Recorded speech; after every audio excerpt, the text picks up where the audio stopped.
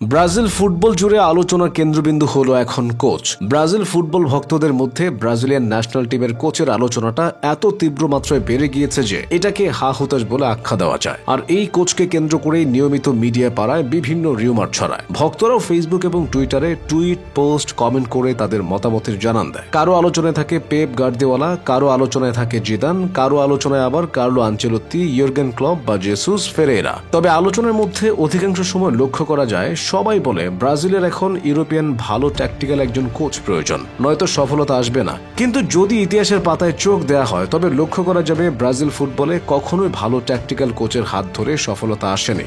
Mario Zagallo, Philippe স্কালোরিদের মতো Brazil তথা Latin ইতিহাসের সেরা সেরা কোচেরা কখনোই ট্যাকটিক্যাল ফুটবল খেলাননি। তারা ছিলেন না সেরকম কোনো ট্যাকটিক্যাল কোচ। তারা তাদের দক্ষ পরিকল্পনা, পারফেক্ট একাদশ সাজানো, দুর্দান্ত সব কল আপের মাধ্যমে প্লেয়ারদের ইন্ডিভিজুয়াল ব্রিলিয়ান্স দ্বারা ট্রফি জিতত, গড়িয়ে দিত প্রতিপক্ষকে কালোজয়ী বিধ্বংসী ব্রাজিলিয়ান প্লেয়ারদের দিয়ে। ব্রাজিল তাদের 5 বিশ্বকাপ, 9 কোপা আর 4 কনফেডারেশন কাপের অধিকাংশ জিতেছে প্লেয়ারদের ইন্ডিভিজুয়াল ব্রিলিয়ান্সের মাধ্যমে। আর ব্রাজিল একমাত্র ন্যাশনাল টিম যারা অধিকাংশ ট্রফি প্লেয়ারদের ইন্ডিভিজুয়াল ব্রিলিয়ান্সের মাধ্যমে জিতেছে। আরও একটা বিষয় উল্লেখ্য যে 2013 কনফেডারেশন কাপ ফাইনালেও ব্রাজিল প্লেয়ারদের ইন্ডিভিজুয়াল ব্রিলিয়ান্সের মাধ্যমেই প্রাইম স্পেন টিমকে 3 গোলে হারিয়েছিল। এখন প্রশ্ন হতে পারে, যদি ব্রাজিল ফুটবলে কোচের গুরুত্ব বেশি নাই হয়ে থাকে তবে এখন কেন সেটা পারে না? এখন কেন প্লেয়ারদের ইন্ডিভিজুয়াল ব্রিলিয়ান্সের মাধ্যমে ব্রাজিল সফলতা আনতে পারে না? এখন কেন পারে না সে প্রশ্নের উত্তর খুব সহজে মিলবে 2013 থেকে এখন অবধি টিম দেখলে, কোচের প্ল্যান দেখলে।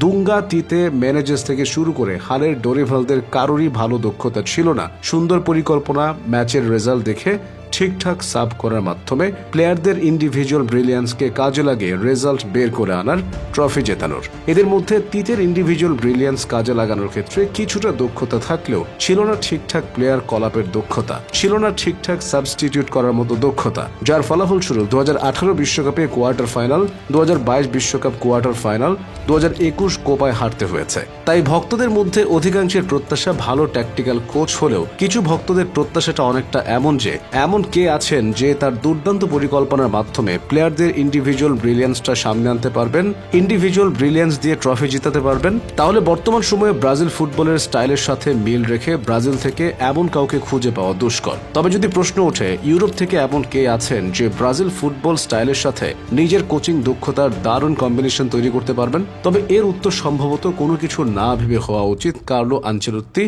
একমাত্র সেরা ইউরোপিয়ান কোচদের মধ্যে।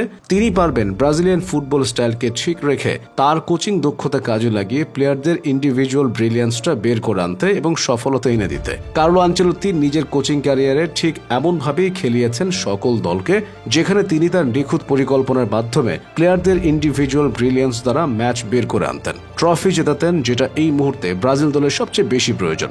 শুধু তাই নয়, কার্লো আনচেলত্তির এমন একটি অনন্য গুণাবলী রয়েছে যেটা ফুটবল ইতিহাসের অধিকাংশ কোচের মধ্যে নেই, আর সেই গুণাবলীটা হলো man management. Carlo Ancelotti AC মিলানের মতো জায়ান্ট ক্লাবের হয়ে মালদিনি, কাফু, দিনহো, কাকা, নেস্তা, পিরলো, সিডর্ফ, দিদাদেরকে হ্যান্ডেল করেছেন নিখুঁত হাতে। হ্যান্ডেল করেছেন গাত্তুসোর মতো উগ্র মেজাজের একজনকে।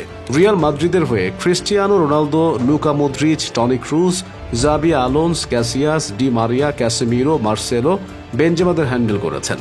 বর্তমান সময়ে করছেন ভিনি, এমবাপ্পে, কর্তোয়া, কামা, শুয়ামেনি, ভালভার্দে, রদ্রিগো, রুডিগারকে। তার আন্ডারে এসে এমবাপ্পের মতো সেলফিশ টাইপ একজন প্লেয়ার এসেও রাতারাতি হয়ে গেছেন চেঞ্জ। তাই খুব করে বলে দেওয়া যায় যে ম্যান ম্যানেজমেন্টে কার্লো আনচেলত্তি অনন্য।